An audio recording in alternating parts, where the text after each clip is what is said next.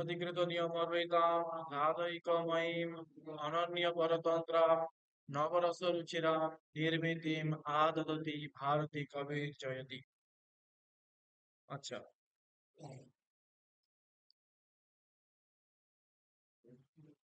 দেখ, আজকে লক্ষণার আজ শেষ অংশটা পড়বো। আজকে লক্ষণা শেষ হবে, ঠিক আছে? এর আগের দিন লক্ষণা কিছুটা শেষ হয়েছিল, আজকে একদম সমস্ত প্রভেদ অনুযায়ী। এরকম ভেদ কেউ পড়ে না, বিদ্যা মন্দিরের মধ্যে তোরা প্রথম পড়ছিস। একদম ডিটেলসে ভেদ শেষে যাচ্ছি আমরা। দেখ, বৃত্তিভাগে রয়েছে সাচ, সাচ লক্ষণা। এখানে দেখ, কার কথা বলা হচ্ছিল? লক্ষণার কথা বলা হচ্ছিল, তাই তো? আমরা লক্ষণা পড়ছিলাম। তো সাচ মানে সা লক্ষণা চ, মানে সেই লক্ষণা কত প্রকারের হয়? বলছে ইয়াঙ্গে নরহিতারুঢ় সহিতাতু প্রয়োজনে। মানে কি? সেই লক্ষণা রূঢ়িতে, আমরা কি দেখেছিলাম লক্ষণা কয় প্রকার হয়? এটা হচ্ছে প্রয়োজনবতী লক্ষণা, এটা হচ্ছে রূঢ়িমূলক লক্ষণা, তাই তো? লক্ষণায় 3 নম্বর হেতু ছিল রূঢ়ি অথবা প্রয়োজন। যদি রূঢ়ি অনুযায়ী কোথাও লক্ষণ হয় সেটাকে আমরা বলবো রূঢ়িমূলক লক্ষণা। আর কোথাও যদি দেখি প্রয়োজন অনুযায়ী লক্ষণা হচ্ছে, যেমন হচ্ছে গঙ্গায়াম ঘোষাহা, সেটা হচ্ছে প্রয়োজনবতী লক্ষণা। এতটা মনে আছে? এরপরে দেখ, রূঢ়িমূলা যে লক্ষণা, সেই লক্ষণাতে হেতু হিসেবে রূঢ়ি রয়েছে, অতএব সেখানে কোনো প্রয়োজন নেই। আর যেখানে প্রয়োজন থাকে না সেখানে কখনো ব্যঞ্জনা আসে না। কারণ ব্যঞ্জন, ওই যে প্রয়োজনটা যদি লক্ষণা কোনো প্রয়োজনকে অবলম্বন করে হয়ে থাকে, যেমন গঙ্গায়াম ঘোষে, এখানে প্রয়োজন কি ছিল? শীতত্ব পাবনত্বের বোধ। তো এটা হচ্ছে প্রয়োজন। ওই প্রয়োজন যদি কোথাও থাকে তাহলে প্রয়োজনের বোধ হয় বা প্রয়োজনের জ্ঞান হয় কোন বৃত্তির দ্বারা? ব্যঞ্জনা বৃত্তির দ্বারা। লক্ষণার দ্বারা শুধুমাত্র গঙ্গা শব্দের অর্থ গঙ্গা তট এইটুকুনি হবে। ব্যঞ্জনার দ্বারা এখানে প্রয়োজনটা বোঝাবে। প্রয়োজনটা কি ছিল? শীতত্ব পাবনত্ব। তার বোধটা হবে কার দ্বারা? প্রয়োজনের দ্বারা। বোঝা গেল? তো এবারে দেখা যাক তাহলে ব্যঞ্জনা লক্ষণা মোটামুটি 2 প্রকারের পাওয়া গেল। একটা হচ্ছে রূঢ়িমূলা লক্ষণা, এটা হচ্ছে প্রয়োজনবতী লক্ষণা। তাহলে যেটা রূঢ়িমূলা লক্ষণা তার সম্বন্ধে কি বলা হচ্ছে? সা চ, মানে লক্ষণা। সা শব্দের অর্থ এখানে কি? লক্ষণা। লক্ষণা কি হবে? রূঢ়। রূঢ়ি শব্দ তার সপ্তমীর এক বচনে রূঢ়। রূঢ়ি মানে হচ্ছে রূঢ়ি লক্ষণ। সেখানে ব্যঙ্গেন রহিতা ভবতি, সা লক্ষণা রূঢ় ব্যঙ্গেন রহিতা ভবতি। অর্থাৎ রূঢ়ি লক্ষণাতে কোনো ব্যঙ্গ্যার্থ থাকে না। বোঝা গেল? রূঢ়ি লক্ষণাতে কোনো ব্যঙ্গ্যার্থ থাকে না। সহিতাতু প্রয়োজনে, আর প্রয়োজনে মানে প্রয়োজনবতী লক্ষণাতে। সা লক্ষণা প্রয়োজনে, অর্থাৎ প্রয়োজনবতী লক্ষণায়াম সা লক্ষণা সহিতা ভবতি ব্যঙ্গেন, অর্থাৎ প্রয়োজনবতী লক্ষণাতে ব্যঙ্গ্যার্থ থাকে। পরে লিখিস, লিখতে হবে, পিডিএফ দিয়ে দেবো। যে শোন কি বলছি, এটা শোন, এটা বোঝার চেষ্টা কর। তাহলে লিখতে লিখতে টাইম চলে যাবে, আর বোঝা যাবে না কিছু। লক্ষণা তাহলে 2 প্রকারে পেলাম, একটা একটা রূঢ়ি লক্ষণা, একটা প্রয়োজনবতী লক্ষণা। তো যেটা রূঢ়ি লক্ষণা, সেই রূঢ়ি লক্ষণাতে কোনো প্রয়োজন থাকে না, অতএব সেখানে কোনো ব্যঞ্জনও আসবে না। ওটাই বলছে এখানে। কি বলছে তাকে, যেটা দেখ, বলছে সা লক্ষণা ব্যঙ্গেন রহিতা রূঢ়, মানে রূঢ়িতে কোনো ব্যঙ্গার্থ থাকবে না। আর প্রয়োজনে তু ব্যঙ্গেন সহিতা। বোঝা গেল? এই অনুপাতটা এভাবে বুঝতে হবে। সা মানে লক্ষণা, সা লক্ষণা রূঢ় ব্যঙ্গেন রহিতা চ, সা লক্ষণা প্রয়োজনে ব্যঙ্গেন সহিতা। বোঝা গেল? এরপরে তাহলে প্রয়োজনটা আমরা আমরা লক্ষণার দ্বারা কত, যদি গঙ্গায়াম ঘোষ বলি, তাহলে গঙ্গা শব্দের বাচ্চার্থ হচ্ছে কি? জলপ্রবাহ। আর ব্যঙ্গ্যার্থ কি লক্ষ্যার্থ কি আসছে? গঙ্গা তট। এতগুলি আসছে। আমরা কি বলেছিলাম? শব্দ বুদ্ধি কর্ম না বিরম্য ব্যাপারাভাব বা সকৃত শব্দ সকৃত এবং অর্থম গময়তি। কোনো শব্দ একটাই অর্থকে বোঝাতে পারে, 2 নম্বর অর্থ বোঝাতে পারে না। তাহলে লক্ষণাবৃত্তির দ্বারা গঙ্গা শব্দ গঙ্গা তট রূপ অর্থকে বুঝিয়ে দেওয়া হলো। লক্ষণার্থ থেমে গেল। পরবর্তী স্টেপে যে শীতত্ব পাবনত, কারণ আমি তো বলতেই পারতাম গঙ্গায়াম ঘোষ না বলে আমি গঙ্গাধরে ঘোষ বলতে পারতাম।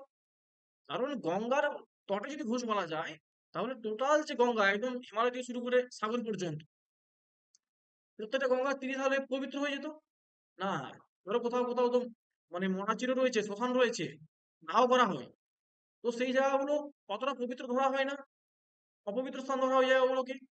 বা কোথাও নোংরা পড়ে থাকে, ওগুলো তো ধরা হয় না। তাহলে গঙ্গা তটে ঘোষ বলতে তখন বোঝাবে না যে তোমার বাড়িটা কোন জায়গাতে, পবিত্র জায়গাতে নাকি অপবিত্র জায়গাতে। তো গঙ্গা তটে ঘোষ বলতে এখানে প্রয়োজন ছিল কি, না আমার বাড়ি যেখানে সেখানে গঙ্গার পবিত্রতা রয়েছে, গঙ্গার শীতলতা রয়েছে। এই যে প্রয়োজনটা, এই প্রয়োজনটা কার দ্বারা বোঝা যাবে? প্রয়োজনম হি ব্যঞ্জন ব্যাপার গম্যমেব। প্রয়োজনটা ব্যঞ্জনা দ্বারাই বোঝা যায়, অন্য কোনো বৃত্তির দ্বারা বোঝা যায় না। এখানে নৈয়ায়িক যারা রয়েছেন তারা বিশিষ্ট লক্ষণাবাদ, মানে তারা প্রয়োজন যুক্তই লক্ষ্যার্থকে ধরে, মানে শীতত্ব পাবনত্ব বিশিষ্ট গঙ্গা তীরকেই তারা লক্ষ্যার্থ ধরে নেয়। এটার খণ্ডন আমরা একটু পরে করবো আচার্য মম্মটের মত অনুযায়ী। তো বোঝা গেল, তাহলে আমাদের যে প্রয়োজনবতী যে লক্ষণা রয়েছে সেখানে যে প্রয়োজনটা কার দ্বারা বোঝা যাবে? ব্যঞ্জন বৃত্তির দ্বারা। ব্যঞ্জন ব্যাপার গম্যমেব, এব দিয়ে বলছে অন্য কোনো বৃত্তির দ্বারা এটা বোঝা সম্ভব নয়। আচ্ছা, তাহলে আমরা লক্ষণাকে মোটামুটি তিনটে ভাগে ভাগ করতে পারি। কি কি সেটা? প্রথম হচ্ছে রুটি লক্ষণা। সেই রুটি লক্ষণা কেমন? অব্যঙ্গ্যা, সেখানে কোনো ব্যঙ্গ তো থাকেই না, তাই সেটাকে আমরা কি বলতে পারি? অব্যঙ্গ্যা। আর যেটা প্রয়োজনবতী লক্ষণা, সেই লক্ষণাতে ব্যঙ্গ্যার্থ কখনো কখনো গূঢ় থাকে, কখনো কখনো অগূঢ় থাকে। গূঢ় ব্যঙ্গ যেখানে হয় সেখানে হয় কি আমাদের উত্তম কাব্য, আর যেখানে হয় অগূঢ় ব্যঙ্গ সেটা হচ্ছে আমাদের মধ্যম কাব্য। অতাদৃশী গুণীভূত ব্যঙ্গম ব্যঙ্গেতু মধ্যমম। আর উত্তম কাব্যের লক্ষণ কি? ইদম উত্তম অতিশয়নী ব্যঙ্গে বাচ্চার ধ্বনি বুধাই কথিত। লক্ষণ মুখস্থ নেই? হরিবোল হরিবোল, লক্ষণ মুখস্থ করতে হবে। কাব্য প্রকাশের একদম প্রথম থেকে কারিকা মুখস্থ করবি। প্রথম থেকে দ্বিতীয় উল্লাস পর্যন্ত মোট 20টা কারিকা রয়েছে।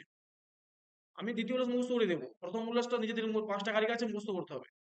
তার মধ্যে একটা প্রয়োজন, একটা হেতু, একটা কাব্যের একটা শ্লোকের মধ্যে কাব্যের সামান্য লক্ষণ, একটা যে উত্তম কাব্যের লক্ষণ, তারপরে হচ্ছে এ লক্ষণ দেওয়া রয়েছে, অধম কাব্য আর মধ্যম কাব্য। ব্যাস, প্রথম উল্লাস হয়ে দ্বিতীয় স্যাদবাচক লাক্ষণিক কিন্তু দ্বিতীয় উল্লাস শুরু হয়ে যাচ্ছে। আচ্ছা, তাহলে বোঝা গেল লক্ষণা। তাহলে ব্যঞ্জনা মোটামুটি আমরা দেখতে পেলাম। রুটি লক্ষণাতে বিন্দু মাত্র ব্যঞ্জনা থাকবে না, রুটি মানে প্রসিদ্ধি, ব্যঞ্জনা দরকার নেই এখানে। যেটা প্রয়োজনবতী লক্ষণা, সেখানেও ব্যঞ্জনা যখন থাকবে কখনো কখনো গূঢ় থাকবে, কখনো কখনো অগূঢ় থাকবে। আজকের ক্লাসে আমরা দুটো জিনিস পড়বো, গূঢ় ব্যঙ্গের একটা উদাহরণ পড়বো, অগূঢ় ব্যঙ্গের একটা উদাহরণ পড়বো, ব্যাস দিয়ে লক্ষণা সারা। এই লক্ষণার বিভিন্ন টিকাকারদের মতে কত রকম ভেদ আরো হতে পারে সেটাও আমরা দেখবো, দু রকম ভেদ হতে পারে সেটাও দেখবো। আচ্ছা, এই কারিকাটা আবার একসাথে পড় সবাই।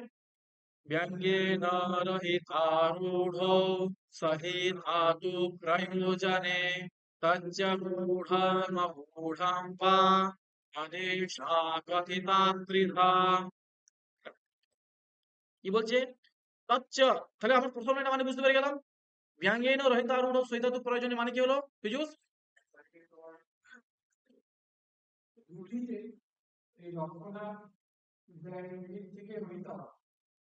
আচ্ছা, আর প্রয়োজনে ব্যাকরণ থাকবে, ব্যঞ্জন বা ব্যাকরণ থাকবে, আর ব্যাকরণ থাকবে সেটা আবার কোথাও গূঢ় হতে পারে, কোথাও অগূঢ় হতে পারে। এই জন্য বলতে দেখো, তচ্চ গূঢ়ম গূঢ়ম বা, এই যে ব্যঞ্জনা, সেই ব্যঞ্জনা কোথাও গূঢ় হতে পারে, কোথাও অগূঢ় হতে পারে। গূঢ় মানে কি? না, গূঢ় মানে অস্ফুট, মানে গূঢ় মানে গোপনে রয়েছে, যেটা একটু গুপ্ত ভাবে রয়েছে, যেটাকে আমাদেরকে অনেকটা মাথা খাটি যারা সহৃদয় ব্যক্তি, যারা কাব্যের তত্ত্ব বোঝে, তারাই সেটা বুঝতে পারে, অন্যরা বুঝতে পারে না। প্রচ্ছন্ন রূপে যেখানে থাকে। বোঝা গেল? একটা ধর্ণালোক একটা কারিকা রয়েছে, কারিকাটা হচ্ছে এমন: শব্দার্থ শাসন জ্ঞান মাত্র নৈব ন বেদ্যতে, বেদ্যতে শুধু কাব্যার্থ তৎপজ্ঞেরিব কেবলম।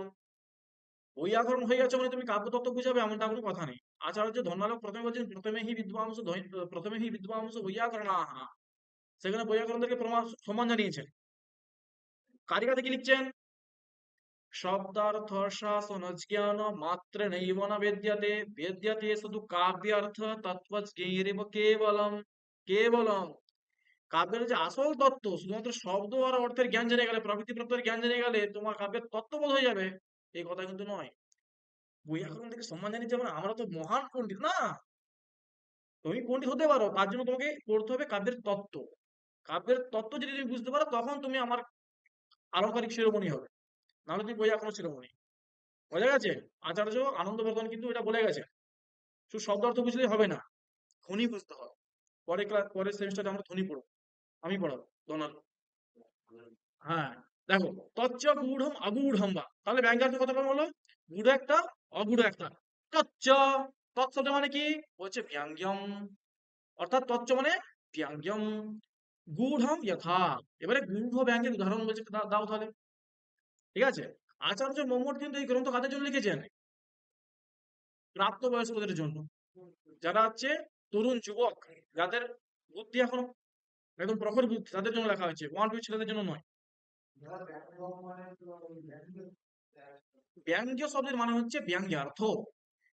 মানে আমরা অভিধা পড়েছিলাম, বাচক শব্দ থেকে যেই বৃত্তির দ্বারা বাচ্যার্থের বোধ হয় সেই বৃত্তির নাম কি? অভিধা বৃত্তি। লাক্ষণিক শব্দ থেকে যে বৃত্তির দ্বারা লক্ষ্যার্থের বোধ হয় লক্ষণাবৃত্তি। আর ব্যঞ্জক শব্দ থেকে যে বৃত্তির দ্বারা ব্যঙ্গ্যার্থের বোধ হয় সেটা হচ্ছে ব্যঞ্জনাবৃত্তি। তার মধ্যে ব্যঙ্গ্যার্থ যেটা সেটাই হচ্ছে ব্যঙ্গ্য। বোঝা গেল? এই ব্যঙ্গ্য বা ব্যঙ্গ্যার্থ এটাকে আবার ধর্মালোকে যে বলবো আমরা, প্রতীয়মানম পুনরন্য দেব বস্তুস্থিবাণীষু মহাকবীনাম যত্তৎ প্রসিদ্ধা বয়বাতিরিক্তম বিভাতি লাবণ্য বিবাঙ্গনাসু। কি বলবো সেখানে? প্রতীয়মান অর্থ। বোঝা গেছে? ধর্মালোক একদম প্রথমেই বলছেন যে এই অর্থ সহৃদয় শ্লাঘ্য কাব্যাত্মেতি ব্যবস্থিতঃ বাচ্য প্রতীয়মানাখ্য তস্য ভেদ ভূ স্মৃত। দুরকম অর্থ হয়, একটা হচ্ছে বাচ্যার্থ, একটা প্রতীয়মান অর্থ, এটা হচ্ছে ব্যঙ্গ্যার্থ। এবার বাচ্যার্থ যেটা আছে সেটা হচ্ছে অনেক আলংকারিকরা আলোচনা করে দিয়েছেন, সেই নিয়ে আমি আলোচনা করবো না। তত নেই প্রাধান্য দিই, সেই বাচ্যার্থ নিয়ে আমি আলোচনা করবো না, আলোচনা করবো কাকে নিয়ে? ব্যঙ্গ্যার্থ নিয়ে। বোঝা গেছে? ধর্মালোক পুরো একদম প্রথম থেকে ব্যঙ্গ্যার্থ নিয়ে আলোচনা আছে, বাচ্চার্থ ছেড়েই যাবে। আচ্ছা দেখো, উদাহরণটা কি দিয়েছে এখানে? এটা হচ্ছে পৃথিবী ছন্দ। দেখো, দেখাচ্ছে তো? এটা হচ্ছে পৃথিবী ছন্দ। এই ছন্দের পাঠ আমরা জানি না যদিও, কিন্তু ওই যে জ্যোতিটা কোথায় আমি দিয়ে দিয়েছি, ওই যে যশো যশ ইয়লা বসু গ্রহ যতিশ্চ পৃথ্বী গুরু। মানে বসু গ্রহ, আর যে বসু গ্রহ, বসু মানে অষ্টবসু, আর গ্রহ মানে সেই অনুযায়ী দেখো, 8-এর পর থামবো আর শেষে 9 থামবো। মুখম বিকশিত স্মিতম বসিত বসিত বক্রিম প্রেক্ষিতম সমুচ্ছলিত বিভ্রমা গতিরপাস্ত সংস্থামতিঃ পুরো মুকলিত স্তনম জঘনমংস বন্ধোদ্ধুরম পতেন্দু বদনাতনৌ তরুণীমোদ তরুণীমোদ্গমো মোদতে। এবার পড়ছো করে, মুখম বিকশিত স্মিতম বসিত বিক্রম समुच्छलित विभ्रमा गतिरपास्त संस्थामतिः पुनर्विकृतस्तनं जघनमंसबन्धोद्धुरं गतेन्दुवदनातनं তখনিমুদ্গমো মুদতে। আমি প্রত্যেক সময় বলি যে শ্লোক পড়ার সময় আমাদেরকে বক্তৃ কাক না, বাক্য বাচ্চান্য সন্নিদেহে, মানে বক্তাকে, শ্রোতাকে, কোন প্রসঙ্গে বলছি সব জানতে হবে, তবে শ্লোকের অর্থ বোঝা যায়। বিশেষ করে ব্যঙ্গ্যার্থ তুমি বুঝতেই পারবে না, প্রকরণ ছাড়া ব্যঙ্গ্যার্থ বোঝা সম্ভবই নয়। একটা সামান্য কথাতে ব্যঙ্গ্যার্থ হয়ে যেতে পারে, কিন্তু অনেকবার উদাহরণ দিয়েছিলাম, এতে অনেক ব্যঙ্গ্যার্থ হয়ে যেতে পারে। কিছু আর কিছু মুখে আছে, পরে আমরা একটু দ্বিতীয় ক্লাসে আছে, পরে পাবো। অভিনয়ের দ্বারাও ব্যঙ্গ্যার্থ প্রকাশিত হতে পারে, হয় কি না? বাস্তব জীবনে আমাদের পড়ি না, শুধু অভিনয়। হ্যাঁ, যে যা বোঝার বুঝে যাবে। যথেষ্ট মার্কা বললে যে যা বোঝার সে বুঝে যাবে। ঠিক তেমনি অভিনয়ের দ্বারাও ব্যঙ্গার্থ বোঝা যায়। কটা জায়গা থেকে ব্যঙ্গার্থ বোঝা যায় সেটা আমরা আলোচনা করবো, একটু পরে আসবে। তো দেখো, এখানে এই যে শ্লোকটা রয়েছে, এই শ্লোকের বক্তাকে, না একজন যুবক, আর কাকে বলছে? নিশ্চয়ই কোনো বৃদ্ধাকে বলবে না, বলছে কাকে? একজন যুবতীকে। কি বলছে? দেখো, শ্লোকটা এখানে আরেকবার দিয়েছি, এবার এটা আমরা অন্য বইটা দেখবো। ধরো এই যে যুবতী, তার উদ্দেশ্যে বলছে, মূল বাক্যটা হচ্ছে এইটুকুন, বত ইন্দু বদনা তনু তরুণিম তরুণিমোদ্গমঃ মুদতে তৎ কথম উচ্যতে। মানে বতটা হচ্ছে, বত শব্দটা হচ্ছে অনেক রকম অর্থে প্রয়োগ করা হয়। অহোবত মহৎপাপম কর্তুম ব্যবসিতা বয়ম যদ্রাজ্য সুখ লোভেন হন্তুম স্বজনমুদ্যতা। ও অনেক শ্লোক রয়েছে। সেখানে যে দুঃখ, কষ্ট, এটা বোঝানো যায় বলেছে। এখানে বদ শব্দের দুটো অর্থ হতে পারে, একটা হচ্ছে আশ্চর্য, একটা হচ্ছে দুঃখ। আশ্চর্যকে আমি এটা বলছি, অহো আশ্চর্যম ইন্দু বদনা তনৌ তরুণিমোদ্গমঃ মোদতে। মোদতে মানে স্ফীত ভবতি। যেমন নদীতে যখন জোয়ার আসে, শুকনো নদীতে যখন জোয়ার আসে, নদী কি হয়? ফুলে ওঠে।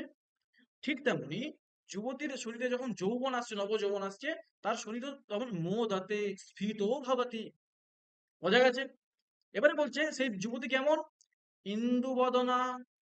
ইন্দু মানে চন্দ্র, বদন মানে মানে চাঁদের মতো যার মুখ, বিধুমুখী। বিধু শব্দ মানে বিধবা বিধবা শোনায়। ইন্দুমুখীটা বেশ ভালো, ইন্দুমুখী। আচ্ছা, তো ইন্দু বদনা, শশী বদনা, ইন্দু বদনা, তনু। তনু মানে শরীর। তনু শব্দের আরেকটা অর্থ আছে, কৃষ্ণ। ঠিক আছে, আমি শকুন্তলা পর্দার মধ্যে বলেছিলাম। তো দেখা যাক, এই যে যুবতী, সেই যুবতীর মুখটা কেমন? চাঁদের মতো। চাঁদের মতো মুখ বিশিষ্টা যে যুবতী, তার যে শরীর, যার মুখটা এত সুন্দর, তার শরীরটা কতই না সুন্দর হবে, সেটাই কিনা বলতে চাইছে। একটু পরে এটা ব্যঙ্গার্থ, যেটা বললাম এটা ব্যঙ্গার্থ। মুখটা এরকম, তাহলে বাকিরা কল্পনা করে নাও। আচ্ছা, কল্পনা করতে হবে না, কবি এখানে লাইন দিয়ে দিয়েছে। আচ্ছা, আর তরুণিমা যুক্ত উদ্গম। তরুণিমা যেমন শিব মহিমা হয়, শিব মহিমা স্তোত্র। মহিমা শব্দটা অ্যাকচুয়ালি কি, কি কোন লিঙ্গের শব্দ? হ্যাঁ, শব্দটা শুনে কি মনে হবে? স্ত্রীলিঙ্গ, মহিমা। অপারা, এবছর এসএসসিতে পড়েছিল, অপারা ভগবানস্য মহিমা। অপারা ভগবানস্য মহিমা, সংশোধন করতে হবে। তাহলে কি হলো? অপারহ ভাগবতঃ মহিমা। এসএসসি এবারে পড়েছিল প্রশ্ন, ভাগবত তো পড়বে না এখন প্রশ্ন। আচ্ছা, বোঝা গেল। তাহলে তরুণিমা, তরুণিমা মানে হচ্ছে তারুণ্যম, তস্য উদ্গমঃ মোদতে, মানে ওই যুবতীর দেহে এখন যৌবন এসেছে এবং যৌবনকালে তার শরীর এখন স্ফীত হয়ে উঠেছে। আচ্ছা, কোন কোন অঙ্গে কি কি পরিবর্তন দেখা দিয়েছে? বলছে মুখম কেমন? বিকশিত স্মিতম, মুখে এখন তার হাসি ফুটেছে। এই স্মিত মানে কি, একটু পরে আমরা টিকা লাইন ধরে ধরে পড়বো। তাহলে মুখ কেমন? বিকশিত স্মিতম, এটা মনে রাখতে। তার দৃষ্টি বা নয়ন, চোখ, সেটা কেমন? বসিত বক্রিম প্রেক্ষিত। এর মানে কি? বিকশিত স্মিত মানে তার মুখে এখন হাসি ফুটেছে। নয়ন মানে তার দৃষ্টিটা কেমন? বলছে বসিত বক্রিম প্রেক্ষিতম। প্রেক্ষিত শব্দের অর্থ হচ্ছে দৃষ্টি বা নয়ন। সেটা কেমন? বলছে যে বশ করে নিয়েছে বক্রিমাকে, মানে বক্রতাকে, তার তো বাঁকা চামড়ি, মানে সরাসরি দেখবো না, এভাবে দেখে নিও, জাস্ট আর চোখে দেখে নিও। তো যেই যুবতী কি করেছে, নিজের দৃষ্টিতে বক্রতাকে নিজের অধীনে রেখেছে, বলছে বশিত, নিজে বশীভূত করে নিচ্ছে কাকে? বক্রতাকে, অর্থাৎ যার অধীনে বক্রতা রয়েছে, অর্থাৎ যার দৃষ্টিতে, যার দৃষ্টি বক্রতা সম্পূর্ণ। বক্রতা মানে তার চোখ বাঁকা নয়, টেরা নয়, যে চোখ বক্রতা মানে বেঁকে গেছে, একটা চোখ এদিকে একটা চোখ এদিকে, এটা নয়। বক্রতা মানে এই যুবতী এখন, যেহেতু এর বয়স এখন যৌবন বয়স, সেহেতু এর চোখ খুব চঞ্চল এবং বাঁকা চোখে দেখে, এরকম একটা অর্থ করা করা যেতে পারে। হ্যাঁ, অবাঙ্গ মানে চোখের প্রান্ত ভাগ। জাস্ট জাস্ট দেখে নাও একটা হালকা করে। কারণ কি, অনেকক্ষণ তো তাকিয়ে থাকা যায় না, জিনিসটা লজ্জা। যেমন শকুন্তলাকে দেখেছিলাম, রাজার দিকে বারবার, অন্যদিকে বারবার তাকাচ্ছিলেন, তাকাতে তাকাতে রাজার দিকে তাকাচ্ছেন, আবার ভূমিষ্ঠ ভূমিষ্ঠ অন্যবেশে নত দৃষ্টি রসিয়া, অন্য বিষয় তাকাতে পারছেন, আবার রাজার দিকে তাকিয়ে থাকতে পারছেন না, ঠিক ওই রকম ভাব। আর কি বলছে, গতি, যখন চলছে, যুবতী যখন হেঁটে হেঁটে যাচ্ছে, হংসের মতো গমন করছে তারা। কেমন? হংস গমনা, হংসগামিনী বর্ণনা পেয়েছি আমরা। হাঁসকে দেখেছিস তো কেমন চলে চলে যায়, ঠিক ওইভাবে যুবতী যাচ্ছে। কেমন? সমুচ্ছলিত বিভ্রমা। বিভ্রম, বিভ্রম মানে হচ্ছে শৃঙ্গারের একটা ভাব। ওই যুবতী যখন হাঁটছে, হাঁটছে, ধরো একটা পাত্রে পুরো ফুল পুরো ভর্তি তুমি জল নিয়ে নিচ্ছ, এক বালতি পুরো জল, পুরনো পুরনো জল দিয়ে ছেড়ে নিচে হেঁটে হেঁটে যাওয়া যাও, তাহলে জলটা কি হবে? ছলাক ছলাক করে পড়ে যেতে পারে। এই যুবতীর শরীরেও যৌবন ওইরকম জলের মতো পরিপূর্ণ রয়েছে। যুবতী যখন যাচ্ছে, মনে হচ্ছে যুবতী রূপ শরীর থেকে যৌবন একটু একটু রাস্তায় পড়ে যাচ্ছে। আর কি, মতি, তার বুদ্ধি এখন কেমন? স্বাভাবিক ব্যাপার, যৌবন বয়সে কলুষিত হয়ে যায় বুদ্ধি। আমরা সুকুমার প্রদেশে পড়েছি, তাই না? এরও মতি কেমন? অপাস্ত সংস্থা, মানে যার বুদ্ধি অপাস্ত, মানে ত্যাক্তা, সংস্থা মানে মর্যাদা, যার বুদ্ধি সম্পূর্ণ লোক মর্যাদাকে প্রায় ত্যাগ করে দিয়েছে, এটা করে না। ভাবটা হচ্ছে এমন কিছুটা। আর কি জঘনম, জঘনম পশ্চাৎ ভাগ, সেটা কেমন? অংশবান্ধ ধুরাম, অংশ মানে অংশ মানে তার অবয়বের এখন দৃঢ়, ওই যে পশ্চাৎ অবয়বের দৃঢ়তা এসছে, এরকম একটা অর্থ বলেছে। আমি টিকাকারে মানে দেখি, দেখো টিকাকার একটু, এটা একদম এই টিকাটা পড়ছি কারণ হচ্ছে তোমাদের টিকা পড়ার একটু বাসো। কি বলছে? গূঢ় ব্যঙ্গম উদাহরতি, এখানে গূঢ় ব্যঙ্গের উদাহরণ দেওয়া হচ্ছে। কশ্চিৎ ইউয়া কামচিৎ যুবতীম আলোক্য আহ মুখমিতি, কোন একজন যুবক কোন একটি যুবতীকে দেখে বলছেন, কি বলছেন? ইদম লক্ষ্মণমূল ধ্বনির উদাহরণ, এটা বলছে না। আহ দিয়ে যে যুবতীকে ডেকে বলছে এটা হচ্ছে লক্ষ্মণমূল ধ্বনির উদাহরণ, এটা বলছে না। যে আহ মুখমিতি, যে ইদম লক্ষণামূল ধ্বনির উদাহরণ, এটা মানে করলে হবে না যে যুবতীকে ডেকে বলছে এটা হচ্ছে লক্ষণামূল ধ্বনির উদাহরণ, এটা নয় কিন্তু।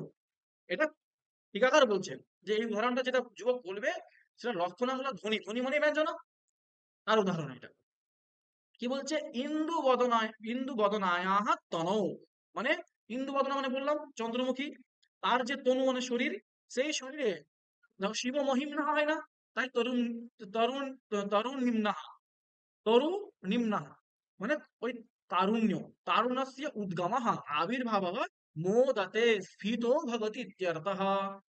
এ বাড়িয়ে কিছু বলিনি, যা বলি সর্বং শাস্ত্রে উক্তম, অন্তু ময়া কিঞ্চিত অধিকম উচ্যতে। আমি কিছু বানিয়ে বলি না, যা বলি লেখা আছে বই। উৎকৃষ্ট বস্তু সম্বন্ধাৎ স্বয়মপি উৎকর্ষম বা উৎকর্ষম প্রাপ্ত ইতি ভাবঃ। অর্থাৎ যার মুখটা এত সুন্দর, এই এত সুন্দর মুখের সাথে সংযোগ আর রয়েছে শরীরের, তাই শরীরটাও উৎকৃষ্ট ভাব লাভ করেছে। হিয়তে হি মতিস্তাত হিনেহি সহ সমাগমাৎ সমিষ্ট সমতামেতি বিশিষ্টেশ্চ বিশিষ্টতা। তুমি যদি তোমার থেকে হীন ব্যক্তির সাথে মেলামেশা করো, তোমার মতি আস্তে আস্তে হীন হয়ে যাবে। হিয়তে হি মতিস্তাত হিনেহি সহ সমাগমাৎ, আর সমিষ্ট সমতামেতি, যদি তুমি তোমার সমান বন্ধুদের সাথে মেশো তাহলে তোমার বুদ্ধি কমবেও না বাড়বেও না। আর যদি তুমি তোমার থেকে যারা একটু বুদ্ধিমান তাদের সাথে মেশো তাহলে বিশিষ্ট বিশিষ্টতা, তোমার বুদ্ধি বিশিষ্ট মানুষের সাথে মিশলে বিশিষ্ট হয়ে যাবে। প্রশ্ন আসছে, যদি বিশিষ্ট ব্যক্তি যদি এই অধমের সাথে মিশে, তো সেও তো অধম হয়ে যেতে পারে না। ও এই প্রশ্নটা হচ্ছে, যে হচ্ছে উৎকৃষ্ট হবে সে আর হয় না, মানে যেমন দর্শনের উদাহরণ দিলে, যেমন এ হয় না ওই আহ ধরো কোনো একটা বাদাম বা কোনো একটা শস্য বীজ, তাকে যদি আমরা ভেজে দিই তাহলে সেই আর অঙ্কুর হয়? অঙ্কুর হয় না। এটা যদি আধ্যাত্মিক ক্ষেত্রে স্বামীজি এটা উদাহরণ দিয়েছিলেন, যে যে ব্যক্তি ওই উৎকৃষ্টতা চলে যায়, ওই উৎকৃষ্টতা যে প্রাপ্ত করে নেয়, তার আর বিকার ঘটে না। ঠিক আছে? তো দেখো, এবার হচ্ছে, এবারে ওই যে বললাম না বদ শব্দটা দুটো অর্থ হতে পারে, দুঃখ হতে পারে আবার আনন্দ, কষ্ট হতে পারে, দুঃখ হতে পারে আবার আনন্দ হতে পারে। প্রথমে দেখো কি বলছে, প্রকৃত্য়া এব ইয়ম ইন্দু বদনা, স্বভাবতই দেখতে কেমন? ইন্দু বদনা। তত্রাপি এবং বিধ যৌবন বীজিহ্নম, দেখতেই মুখটাই এত সুন্দর, তারপরে এত সুন্দর যৌবন তার শরীরে, আর তাকে আমি পাচ্ছি না। এটা হচ্ছে আমার কষ্ট, অহো দুঃখম অহো কষ্টম, এটা হচ্ছে এর বক্তব্য। বিধ বিদগ্ধ যুবজনস্য ইদম খেদে গত ইতি, এটা খেদে মানে দুঃখতে বলেছে। আর অহো রমণীয়তাতিশয় ইতি বিস্ময়বা, অথবা ও কি সুন্দর দেখতে, এটা হচ্ছে বিস্ময় বলা হচ্ছে। অহো আশ্চর্যম এই অর্থে বিশেষ বলেছে। তাই এখানে দেখো এই কোষে দেওয়া রয়েছে এর অর্থ।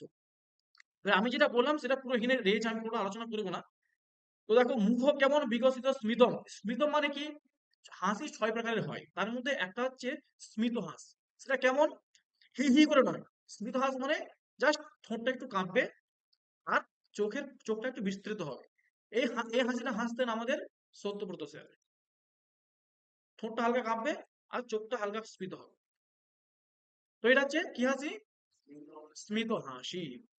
এই যুবতী শরীরে সেটা ঠোঁট সেটা রয়েছে।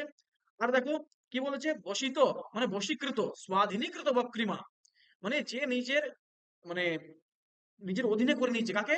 বক্রতাকে, মানে বক্রতা যারা তার অধীনে রয়েছে, আর কারো অধীনে নেই। ভাবটা হচ্ছে এমন। আর এর গতি কেমন? সমুচ্ছলিতাः নিরন্তরম অতিশয়েন প্রাদুর্ভূতः বিভ্রমাः হাবভেদাः यस्याम्। মানে হাব মানে শৃঙ্গারের, যখন যৌবন আসে তখন তার শরীরে কিছু পরিবর্তন আসে। সেই পরিবর্তনের যে বিভিন্ন শৃঙ্গারের যে ক্রীড়া বা শৃঙ্গারের যে উম, মানে প্রকাশ, সেটাকে হাব বলা হয়। এরকম আরো হাব সম্বন্ধে অনেক কিছু রয়েছে, রূপ দশরূপকাদি গ্রন্থে অনেক কিছু রয়েছে। মূল ভাব হচ্ছে শৃঙ্গারের প্রকাশ একটা। হ্যাঁ, এই হাব ভাব দেখলে বোঝা যাচ্ছে। বলো না, বাংলাটা আমরা প্রয়োগ করি, কিন্তু শাস্ত্র ব্যাখ্যা এর আলাদা রয়েছে।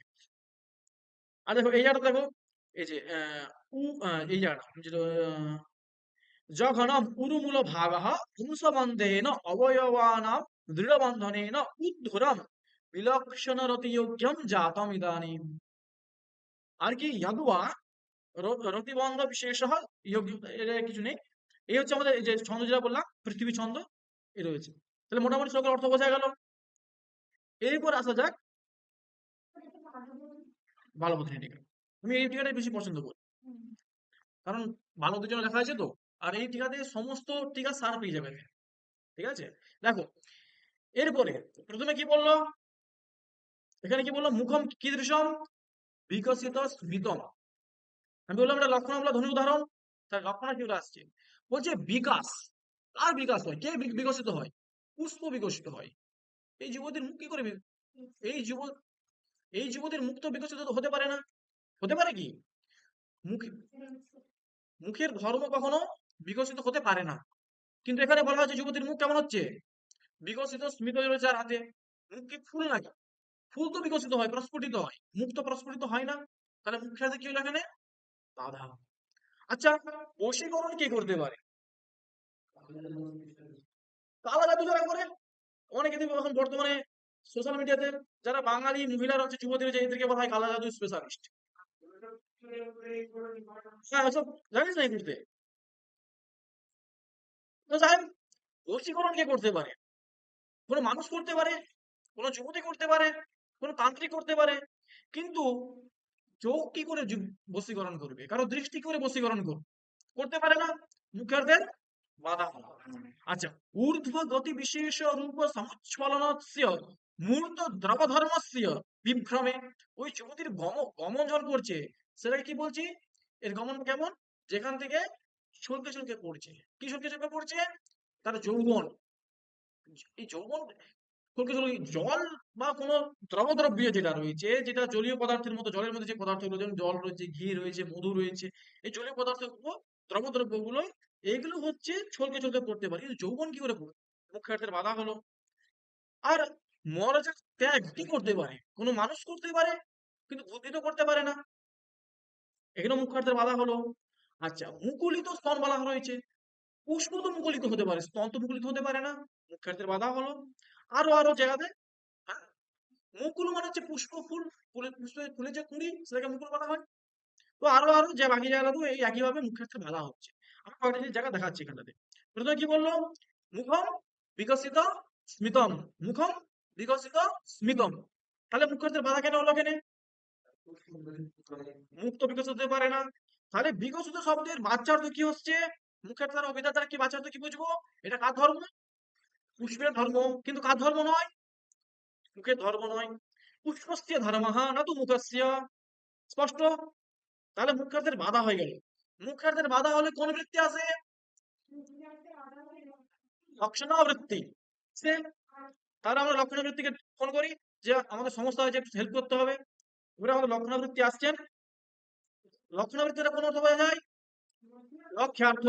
আচ্ছা, ফুল যখন প্রস্ফুটিত হয়, ধরো একটা কুড়ি ফুল আছে, এটা প্রস্ফুটিত হচ্ছে, তখন কি হবে? ফুলটা বিকশিত হবে, মানে আয়তনে প্রসার হবে, বৃদ্ধি পাবে একটু। তাহলে যুবতীর মুখটা কেমন বলছে এখন? বিকশিত হয়েছে।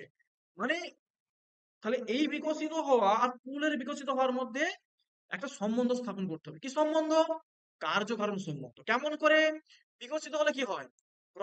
যখন ফুল বিকশিত হচ্ছে, তার মানে ফুলটা বড় হচ্ছে, প্রস্ফুটিত হচ্ছে। লক্ষণটা কি করলাম? প্রসারণতা বা সাতিশয়তা। তাহলে মুখ্যার্থের বাধা হলো লক্ষণাবৃত্তির দ্বারা আমরা আচ্ছা, লক্ষণাবৃত্তির সম্বন্ধ রাখবে কি সম্বন্ধ? কার্যকারণ সম্বন্ধ। যদি বিকশ রূপ কার্য হয়ে থাকে, তাহলে আমরা ফল কি পাবো? আচ্ছা, যদি কারণটা বিকাশ হয়ে থাকে, তার ফলটা কি হতে পারে? ফুলটা বিকশিত হয়েছে, তার মানে তার ফলটা কি হবে? আয়তনটা বৃদ্ধি পাবে, মানে প্রসারণতা বাড়বে। সেটা কি কি সম্বন্ধ হলো তাহলে এদের মধ্যে? কার্যকারণ ভাব সম্বন্ধ হলো। কার দ্বারা বুঝলাম? লক্ষণার দ্বারা বুঝলাম। কিন্তু কবির খেদে কাজ নাই, তিনি এরকম মুখকে বিকশিত বলতে গেলেন কেন? নিশ্চয় কোনো প্রয়োজন থাকবে, কারণ মুখকে তো সবসময় বিকশিত বলা হয় না। যদি এখানে নেই তাহলে থাকবে কি? প্রয়োজন। তাহলে প্রয়োজনটা কি? প্রয়োজন কার দ্বারা বোঝা যায়? হ্যাঁ, একটু আগে কি বললাম? প্রয়োজনম হি ব্যঞ্জন ব্যাপার গম্যমেব। প্রয়োজন কার দ্বারা বোঝা যায়? ব্যঞ্জনা দ্বারাই বোঝা যায়। না আমি লক্ষণা পড়ছি ওটাতে হবে না? না, হবে না। লক্ষণটা কি বোঝা যেতে পারে? লক্ষণার্থ বোঝা যেতে পারে। আর শব্দ বুদ্ধি কর্মণম বিরম্য ব্যাপারাভাবঃ আর সকৃত শব্দঃ সকৃত অর্থম এব গময়তি। একটা শব্দ একটাই অর্থকে বোঝাতে পারে, দ্বিতীয় অর্থ নয়। তাহলে আমাদের বিকশিত রূপ শব্দ থেকে অর্থ কি পেলাম? লক্ষণের দ্বারা প্রসারিত হয়েছে, প্রসৃত হয়েছে, এই অর্থ পেয়ে গেলাম। আচ্ছা, ফুল যখন, একটা কুড়ি ফুল যখন প্রস্ফুটিত হয়, তাতে কি হয়? হ্যাঁ, আর কি হয়? ভ্রমর আছে, আর সুগন্ধ আছে। এবারে খালি এই যুবতীর মধ্যে ভ্রমর বসছে না, তাহলে এই যুবতীর সাথে ফুলের নিচে কিছু সাদৃশ্য রয়েছে, যেটা কবি বলতে চেয়েছিলেন। সেটা কি? আসলে পদ্মী, এই যুবতী হচ্ছে পদ্মিনী নায়িকা। না, এরকম নায়িকা আছে, শঙ্খিনী, পদ্মিনী, হস্তিনী, এরকম আছে। যার মুখ থেকে পদ্মের গন্ধ আসছে, অর্থাৎ এর মুখে সৌরভ রয়েছে। আর আমরা যদি কুমার সম্ভব পড়ি, পঞ্চম স্বর্গ দেবী পার্বতীর তপস্যা, সেখানেও দেবী পার্বতীকে পদ্মিনী নায়িকা হিসেবে তুলনা করা রয়েছে। তার মুখ থেকে ভ্রমরদের সংশয় হচ্ছে এটা পদ্মফুল নাকি দেবী পার্বতীর মুখ। অতএব মুখে পদ্মফুল হিসেবে বসতে চাইছে, এই সরি, মুখটাকে পদ্মফুল হিসেবে ভেবে ভ্রমর হিসেবে বসতে চাইছে। আমরা শকুন্তলাতে দেখেছি, যেখানে উম, ওই মধুকর বয়ম তত্ত্বমান মেয়ের মধুকর হতাস্তম সলুকৃতি, মধুকর এসে সেখানে অদরবার করতে চাইছিল কেন? কারণ সেই নায়িকা পদ্মিনী নায়িকা ছিল। ভ্রমরের ভ্রম হচ্ছিল যে এটা মুখ নাকি পদ্মফুল। দেখো এখানেও, তাহলে ব্যঙ্গার্থ কি হলো? ব্যঙ্গার্থ কি বুঝলাম আমরা? এই যুবতীর মুখে কি রয়েছে? সৌরভ রয়েছে। কিন্তু এই ব্যঙ্গার্থ বুঝতে একটু আমাদের কষ্টই হলো। খুব সহজে তো বোঝা গেল না, অনেক চিন্তা ভাবনা করে বোঝা গেল। আর এটা তো শুধু শব্দার্থ শাসন ও জ্ঞান দ্বারা বোঝা যায় না। এটা বুঝতে হলে কাব্যের তত্ত্ব বুঝতে হয়, তোমাকে সহৃদয় হতে হয়। তাই এটা হচ্ছে কি ব্যঙ্গ হয়ে গেল? গূঢ় ব্যঙ্গ। আর ব্যঙ্গার্থ যদি গূঢ় হয় তখনই হয়ে যায় কি কাব্য? উত্তম কাব্য। এই ব্যঞ্জনার সাথে তুলনা করা হয়েছে নারীদের স্তনের। যদি স্তন নারীদের, আমি বাড়িয়ে বলছি না, সব শাস্ত্রে রয়েছে, অলঙ্কার শাস্ত্রে রয়েছে, সেখানে যদি ওটা যদি প্রচ্ছন্ন থাকে, খুব প্রচ্ছন্ন থাকলে জিনিসটা ভালো নয়। আমার একদম শ্লোকটা আমার এই মুহূর্তে মনে নেই। দক্ষিণ ভারতে তখন কিছু কিছু নারী ছিল, তারা পুরোটা উন্মুক্ত রাখতো, ওটা শোভা দিত না। আর কিছু কিছু মহারাষ্ট্রে কিছু নারী থাকতো, তারা একদম সম্পূর্ণ ঢেকে রাখতো, ওটাও শোভা দিত না। কিছুটা উন্মুক্ত, কিছুটা মুক্ত, মানে কিছুটা এরূপ এরূপ যে হয়, সেটাই উত্তম হয়, সেটা বেশি আকর্ষণীয় হয়। এটা চালককারীদের সিদ্ধান্ত। সেই অনুযায়ী ব্যঙ্গার্থ খুব গূঢ় হওয়া উচিত নয়, আবার খুব স্ফুট হওয়া উচিত নয়। ব্যঙ্গার্থ হতে হবে কেমন? হালকা স্ফুট, হালকা গূঢ়, ওই দুয়ের মধ্যবর্তী থাকতে হবে। এই ব্যঙ্গার্থ খুব একটা জটিল নয়। মুখের সাথে ফুলের তুলনা করছে মানে মুখে নিশ্চয়ই ফুলের কিছু ধর্ম থাকবে, এটা বোঝা যায়। কিন্তু এটা অনেকটা প্রসেস অনুযায়ী বুঝতে হয়। আচ্ছা, এরপর আর আরেকটা ধর্ম দেখি আমরা, এখানে একদম সহজ করে দিচ্ছি। কি বলছে? বসিত বক্রিম প্রেক্ষিত, মানে তার চোখ কেমন, দৃষ্টি কেমন। ও ভাবনা বাবু, একটু আমাদের দর্শন দাও, একটু ধ্যান করলে চলবে? এইসব পড়তে পড়তে ধ্যান চলে আসছে, আমি তো বই রাখতে চলে এসেছি। হ্যাঁ, ও আমাদের সে মন দিয়ে শুনছে। আচ্ছা দেখো কি বলছে, দৃষ্টি কেমন? বসিত বক্রিম, তাই না? তাহলে চোখ কি করেছে? বশীভূত করে নিচ্ছে। কারো দৃষ্টি কাউকে বশীভূত করতে পারে না। সেই হিপনোটাইটিস যারা করে ওরা হয়তো করতে পারে, ইন্দ্রজাল যারা রয়েছে তারা করতে পারে। দেখো কি বলছে, প্রথমে বসিত শব্দে কার, বসিত ওরা কে করতে পারে? কোনো চেতন ব্যক্তি করতে পারে, দৃষ্টি করতে পারে না, তার মুখার্থের বাধা আসলো। আর লক্ষার দ্বারা কি অর্থ পেলাম? যে স্বাধীনতা, স্ব অধীনতা, নিজের অধীনে রাখতে চাইছে। ধরো কোনো একজন যুবতী তার প্রেমিককে নিজের অধীনে রাখতে চাইছে, অর্থাৎ সে চাইছে না যে আমার প্রেমিককে অন্য কোনো যুবতী দেখুক, বা কোনো যুবক যদি চায় যে আমার প্রেমিকাকে অন্য কেউ না দেখুক, তাহলে সে কি করবে? তাকে একটু আগলে রাখার চেষ্টা করবে, তাকে নিজের অধীনে রাখার চেষ্টা করবে। কোনো ব্যক্তিকে যখন নিজের অধীনে রাখার চেষ্টা করে, তখন তার মানে কি হয়ে যায়? ওই ব্যক্তি ওই ব্যক্তিকে যত্ন রাখতে চাইছে, কারণ ও তোকে খুব বেশি ভালোবাসে, এর প্রতি এর অনুরাগ অনেক বেশি, তাই না? আগলে কাকে রাখতে চায়? নিজের লোককে রাখতে চায়, তাই তো? তাহলে নিজের লোককে আগলে রাখতে চাইছে মানে কি, ওর প্রতি এর ভালোবাসা রয়েছে। দেখো, তাহলে মুখে বাধা হলো, সেখানে স্বাধীনতা সম্বন্ধ পেলাম, কার্যাবল ভাবে তাদের স্বাধীনতা অর্থ পেলাম, লক্ষ্যার্থ। এর ব্যঙ্গার্থ কি হলো? যুক্তানুরাগিতা, মানে অনুরাগ বেশি রয়েছে, স্নেহ বেশি রয়েছে, তার জন্য তো আগে আগে রাখতে চাইছে। তাহলে এই যে যুবতী, তার দৃষ্টিটা কেমন? না, এই দৃষ্টির স্নেহ সম্পন্ন, তার যে প্রেমিক, তার প্রতি এর দৃষ্টিতে যেন প্রেম রয়েছে, যেন স্নেহ রয়েছে, এটা বলতে চাইছে। আরেকটা রয়েছে কি, সমুচ্ছলিত, যে কথা বললাম সমুচ্ছলিত, সেটাও একই ভাবে। এটা কার ধর্ম? সমুচ্ছলিত হওয়া বা উচ্ছল হয়ে পড়ে, জলের ধর্ম। কোনো গতির ধর্ম হতে পারে না। মুখ্যার্থের বাধা আসলো। আচ্ছা, কখন এটা হয়? যখন এক বালতি জলে আমি মাত্র একটা বড় বালতিতে এক বালতি জল নিয়ে যাই, তাহলে কি এটা হবে? কিন্তু যখন আমি এক বালতি জল পুরো কানায় কানায় পূর্ণ করে দিই, তখন হবে। তাহলে এই যুবতীর যে তোমার যৌবন রূপ যে বালতি রয়েছে তার কাছে, সেখান থেকে জল ছড়িয়ে পড়ছে, এর মানে কি এখানে তার যৌবনের বাহুল্য রয়েছে, সেটা হচ্ছে লক্ষ্যার্থ হয়ে গেল। ব্যঙ্গার্থ কি হলো?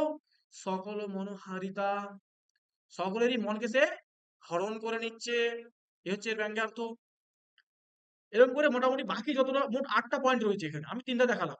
বাকিগুলো এখানে কি কি সম্বন্ধ, এটা হচ্ছে আমাদের বাচ্যার্থ, এটা হচ্ছে সম্বন্ধ, এটা হচ্ছে লক্ষ্যার্থ, এটা হচ্ছে প্রয়োজন।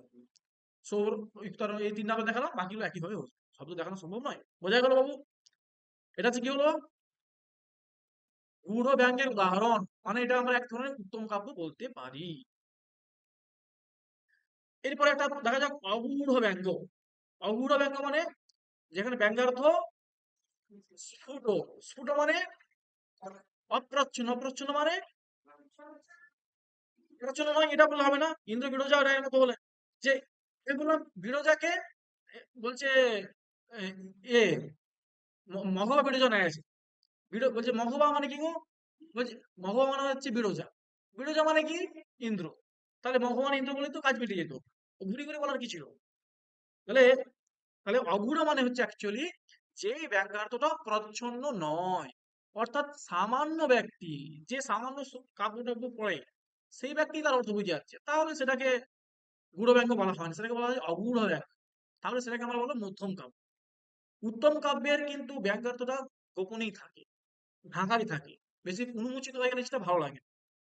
তো এটা হচ্ছে অগূঢ় ব্যঙ্গ, মানে এখানে জিনিসটা প্রচ্ছন্ন নয়, ব্যঙ্গার্থটা সামান্য ব্যক্তিও বুঝে যায়। আগে এটা পৃথিবী ছন্দ ছিল, এটা হচ্ছে আর্যা ছন্দ। এখানে কি বলছে? শ্রী পরিচয়াৎ চড়াপি ভবন্তি অভিজ্ঞা বিদগ্ধ চরিতানাম উপদিশতি কামিনীনাম যৌবন মদ এব ললিতানি। এর মানে কি আসলো? শ্রী, শ্রী শব্দের অনেক অর্থ রয়েছে, তার মধ্যে একটা অর্থ হচ্ছে ধন সম্পত্তি আর লক্ষ্মী, লক্ষ্মী। শ্রী পরিচয়া অর্থাৎ যখন কোনো অভাবী গরিব ব্যক্তি হঠাৎ যখন টাকা পেয়ে যায়, হঠাৎ যখন বড়লোক হয়ে যায়, তখন কি হয়? জড়াপি, সে যদি জড় মানে মূর্খও হয়, মূঢ়ও হয়, তবুও সে জড়াহা আপি ভাবন্তি অভিজ্ঞাহ, সে সবকিছু জেনে যায়। কাদের জেনে যায় সবকিছু? বলছে বিদগ্ধ চরিতানাম। যে ব্যক্তি মূঢ় হয়, কিন্তু সে যদি হঠাৎ অনেক ধনসম্পত্তি লাভ করে, হঠাৎ যদি সে বড়লোক হয়ে যায়, তখন সে মনে করে অহম সর্বম জানামি, মত্তঃ পরতরম কিঞ্চিত নাস্তি, আমার থেকে আর কিছুই নেই। ঠিক আছে, সে একটা ভগবান গীতাতে বলছেন না, সেই ইয়ক্ষ দাস্যামি মোদিষ্য ইত্যজ জ্ঞান বিমোহিতাহ অসৌময়ঃ তশত্রু হনিষ্যে চ পরানপি ঈশ্বরোহম অহং ভোগী সিদ্ধোহম বলবান সুখী ইয়ক্ষ দাস্যামি মোদিষ্য ইত্যজ জ্ঞান বিমোহিতাহ। মানে যে ব্যক্তি মনে করে যে আমি সবকিছু জানি, আমি সবকিছু করি, ঠিক আছে, আমি যজ্ঞ করছি, আমি দান করছি, আমি করছি, ওই ব্যক্তি আসলে কি মূঢ় ব্যক্তি, ও কিছুই জানে না। ঠিক আছে, এই যে যখন শ্রী পরিচয় হয়, যখন কোনো ব্যক্তি হঠাৎ বড়লোক হয়ে যায়, সে তখন পণ্ডিতদেরও চরিত্র চরিত্র নিয়ে সমালোচনা করে। ও কিছু জানে না, উনি পড়তো তো এই কদিন আগে, কি পড়লো, কি বেকার লোক, একদম ফালতু লোক, কিছু জানে না। মানে বড় বড় বিদ্বান ব্যক্তি, বড় বড় পণ্ডিত ব্যক্তিদের চরিত্র নিয়ে কি করা হয়, সমালোচনা করে দেয়। কখন হয় এটা, যখন হঠাৎ বড় লোক হয়ে যায়। কিন্তু যদি কেউ ক্রমশ বড় লোক হয়, আস্তে আস্তে নিজের পরিশ্রম করে, মানে পরিশ্রম করে নিজের যোগ্যতাতে যদি কেউ বড় লোক হয়, ধনী ব্যক্তি হয়, তাহলে কিন্তু তার মধ্যে এত অহংকার আসে না। কিন্তু যে অযোগ্য, কিন্তু স্থান পেয়ে গেছে বিশেষ একটা, তখন সে ঔদ্ধত্য হয়ে যায়, তখন সে অহংকার করে। ধরো তুমি সারা জীবন পরিশ্রম করে পড়াশোনা করে তুমি অনেক কষ্টে একটা তোমার যোগ্যের একটা তুমি পদ পেলে, তখন তোমার মধ্যে অহংকার আসবে না। কিন্তু তুমি যখন সুপারিশে, হ্যালো, হ্যাঁ কালকে আমার ভাগনা যাবে ইন্টারভিউ দিতে, দেখিস তো ভাই, সে ভাগনা গেল চাকরি পেয়ে, সেই ভাগনার জন্য আর নিজের কোনো যোগ্যতা আছে, কিন্তু চাকরি পেয়ে গেছে বা নিজের অভিলাষিত পদ পেয়ে গেছে, তখন সে নিজে কি মনে করবে, আমি আসল ব্যক্তি, নিজেকে অহংকারী মনে করবে। বোঝা গেছে? তো এই যে শ্রী পরিচয় হলে মানুষ এরকম অহংকারী হয়ে যায়, সে তখন পণ্ডিতদের চরিত্র নিয়ে সমালোচনা করে। দেখি বলছে উপদিশতি কামিনী না যৌবন মদ এব ললিতা। উপদিশতি মানে কি, উপদেশ দেয়।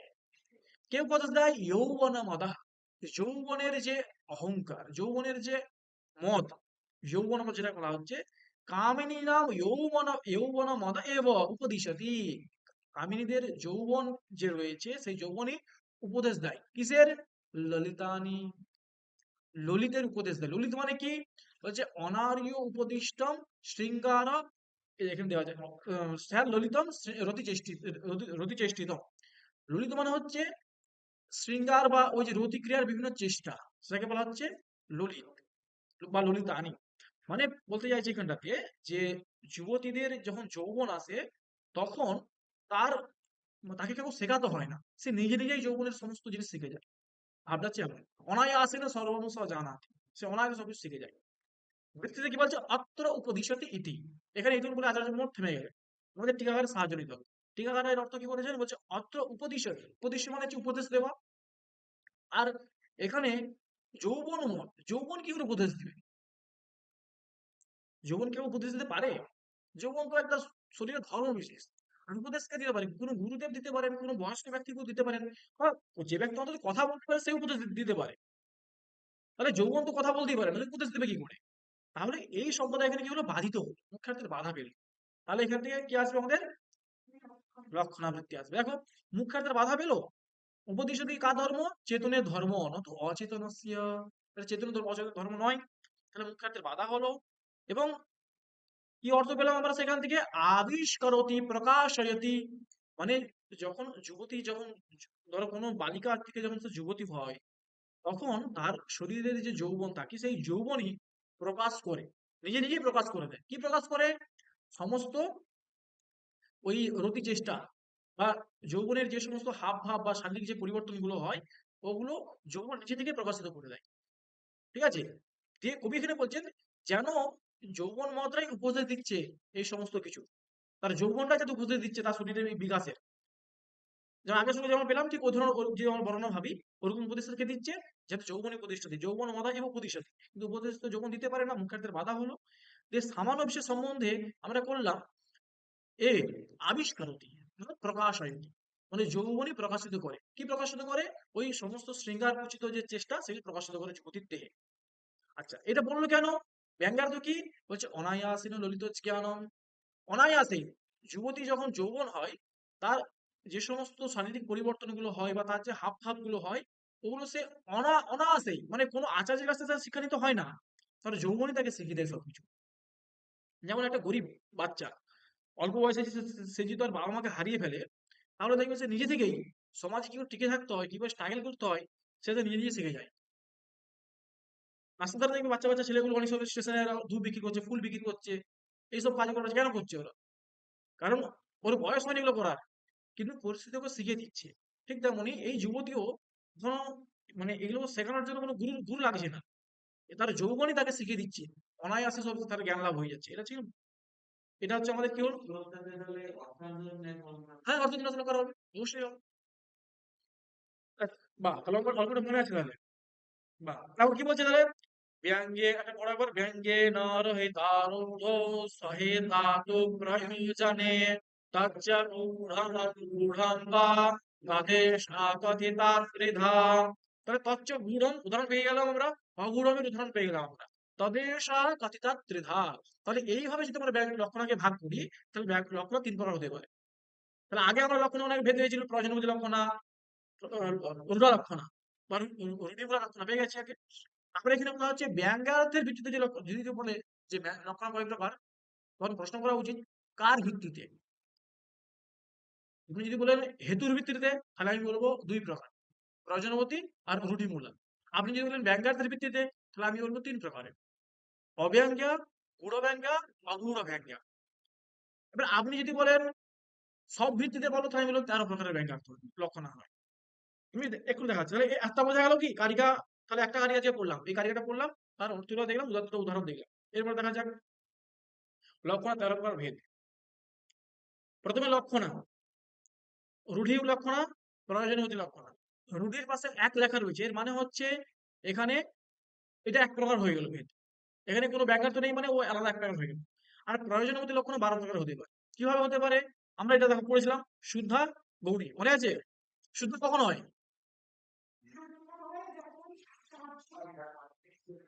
হ্যাঁ, সাদৃশ্যতর সম্বন্ধ, তাই না? আর গৌণী কখন হয়? সাদৃশ্যাত্মমতা গৌণী। সাদৃশ্য সম্বন্ধ হলে কি পাবো আমরা? গৌণী লক্ষণা। আর সাদৃশ্যতার সম্বন্ধ হলে সুধা লক্ষণা। আচ্ছা, সুধা লক্ষণা দিয়ে আবার আবার কি হয়েছে, আমরা দুটো ভেদ হতে পারে, একটা হচ্ছে উপাদান লক্ষণা, লক্ষণ লক্ষণ। উপাদান লক্ষণ কোনটা বলবো আমরা? स्वसिद्धये पराक्षेप परार्थं स्वसमर्पणम् উপাদানম লক্ষণম চেদ যুক্তা শুদ্ধৈব সাত্বিধা। তাহলে উপাদান হচ্ছে দুটো, শুদ্ধ হচ্ছে দুই প্রকার হতে পারে, একটা হচ্ছে উপাদান, এটা হচ্ছে লক্ষণ লক্ষণ। উপাদান কোনটা? যেখানে স্বসিদ্ধ হয়ে পরাক্ষেপ, নিজের সিদ্ধির জন্য অপরের আক্ষেপ করা হয়, অপরের গ্রহণ করা হয়। মানে কুন্তাহা প্রবিশন্তি ইয়াষ্টায়ঃ প্রবিশন্তি। সেখানে কুন্তা নিজে প্রবেশ করতে পারে না, একটা অন্য অর্থ গ্রহণ করছে, সেটা কি অর্থ? কুন্ত ভারী রূপ গ্রহণ করছে। লক্ষণম মানে স্মরণ সমর্পণম, এ খুব আত্মত্যাগী মানুষ, অপরের জন্য নিজেকে সবকিছু ত্যাগ করে দিতে পারে, সন্ন্যাসী মানুষ। লক্ষণ লক্ষণ কি করছে? গঙ্গায়াম ঘোষ, গঙ্গা শব্দ নিজের সম্পূর্ণ অর্থ ত্যাগ করে দিচ্ছে, জলপ্রবাহ ত্যাগ করে দিয়ে তর্ক করতে বোঝাচ্ছে। আচ্ছা, সারূপা, সারূপান্যতু যত্রোক্তৌ বিষয় বিষয়স্তথা বিষয়ান্তঃকৃতেনাস্মিন সাস্যাৎ সাধ্যবসানিকা। অর্থাৎ এক বিভক্তিতে যেখানে দুটো পদ থাকে, বিষয় এবং বিষয় যেখানে থাকে, বিষয় মানে কি বলেছিলাম? বিষয়ঃ আর বিষয়ী উপমা। তাহলে উপমানেন মানে বিষয়ীনা, আরোপ্য মানেন বলেছিলাম। আর আরোপ্য বিষয় মানে হচ্ছে উপমেয়। দেখো, তাহলে তার উদাহরণ কি পেয়েছিলাম আমরা? সারোবার উদাহরণ কি পেয়েছিলাম? সুধা, সুধা মানে কি, কি কি সম্বন্ধ হবে এখানে? হ্যাঁ, তাহলে গৌর ভাই কটা কি হবে? হ্যাঁ, কি হবে? গৌর ভাই হবে এখানে? গৌর ভাইকে কি সম্বন্ধ ওদের মধ্যে? সাদৃশ্য সম্বন্ধ রয়েছে, ওটা তো এখানে হবে না। তাহলে কি হবে? আয়ুর গম। আয়ুর এবেদম কার উদাহরণ হবে? সাধ্য বসানোর উদাহরণ হবে। আচ্ছা, গৌণীতে বলছে সারোপা কে হবে? গৌণী সারোপা কে হবে? গৌণী সারোপা, হ্যাঁ, গৌর বাহিকা। আর গৌণী সাধ্য বসানো গৌরয়। মনে পড়ছে সবকিছু? এই প্রত্যেকটা ব্যঙ্গার, প্রত্যেকটা 6টা ভেদ পেয়ে গেছিলাম। প্রত্যেকটাই গুণ হতে পারে, অগুণ হতে পারে। তাহলে 12টা হয়ে গেল আমাদের। এই 6টা তো আমরা পড়েছিলাম। প্রত্যেকটা যদি দুটো হয়ে যায়, তাহলে 6 গুণিত 2 কত? 6 কে 6, 6 দুগুণে 12। নামটা তো মনে আছে তোদের, বাহ! তাহলে কত হলো? 12টা হয়ে গেল। দেখো, যে গুড় ব্যঙ্গম, অগুড় ব্যঙ্গম। তারপরে দেখো গু ভিয়, গু ভিয়, গু মানে আবার গু ভেবে নেই মানে, গুড় ব্যঙ্গ এই অর্থে নিলে শর্টকাট দিয়েছে। তাহলে বোঝা গেল কোটা হলো টোটাল 12টা। তাহলে এইদিকে প্রয়োজনীয় লক্ষণ কোটা হলো 12টা, একটা মিলে কোটা হলো? বোঝা গেল?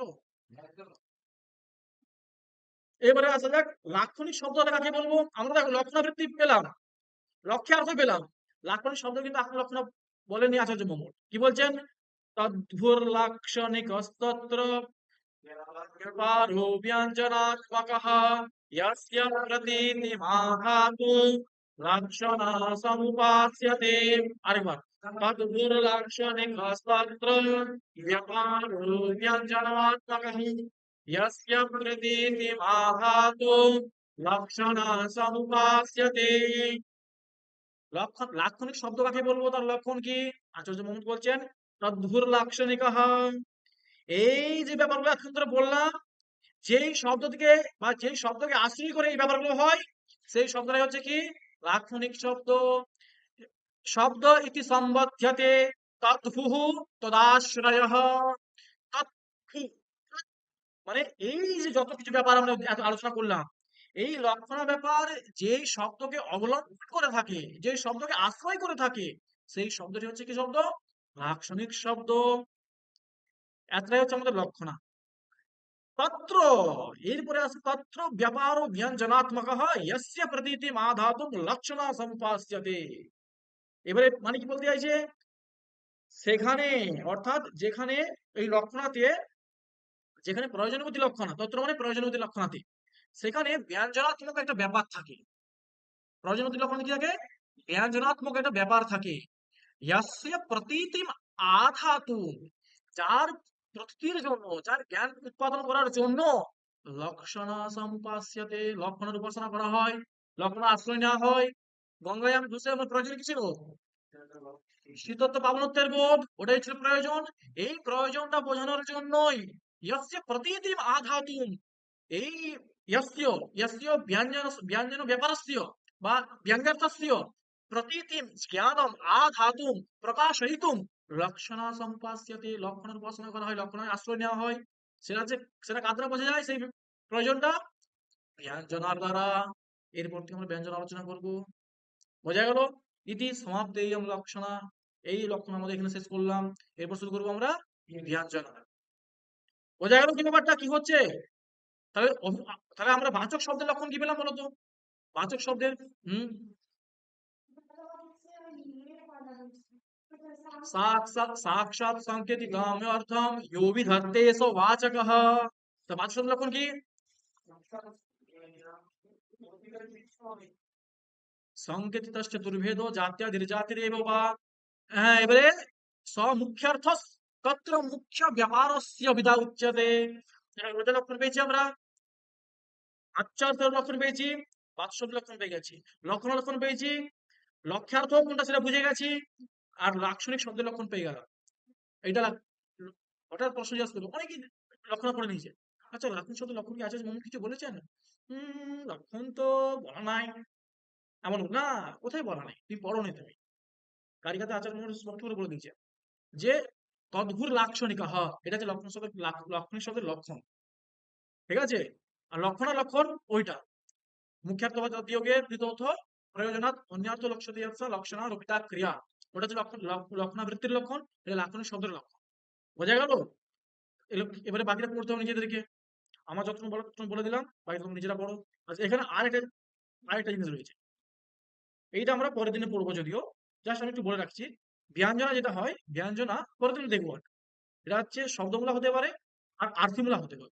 শব্দমূলা মানে এই যে অভিধামূলা, লক্ষণামূলা, কারণ এখানে একটা বিশেষ শব্দ অবলম্বন করে থাকে। আর প্রথমের দিকে একদম মনে করো অর্থব্যঞ্জক কথা পড়িয়েছিলাম, সেটা হচ্ছে অর্থমূলা। অর্থাদিমূলা মানে অর্থমূলা আর প্রত্যয়াদিমূলা হতে পারে।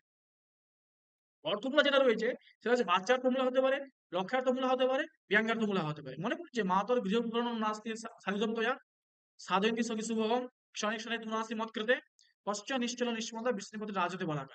এটা হচ্ছে অর্থমূলা, আমি বলেছিলাম অর্থব্যঞ্জকতার উদাহরণ। এটা হচ্ছে অর্থমূলার উদাহরণ।